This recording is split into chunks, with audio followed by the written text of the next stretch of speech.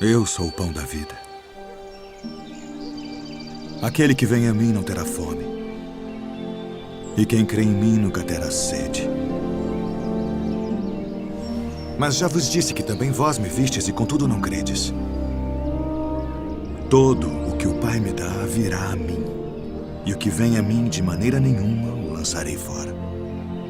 Porque eu desci do céu, não para fazer a minha vontade, mas a vontade daquele que me enviou. E a vontade do Pai que me enviou é esta: que nenhum de todos aqueles que me deu se perca, mas que o ressuscite no último dia. Porquanto a vontade daquele que me enviou é esta: que todo aquele que vê o Filho e crê nele tenha a vida eterna. E eu o ressuscitarei no último dia.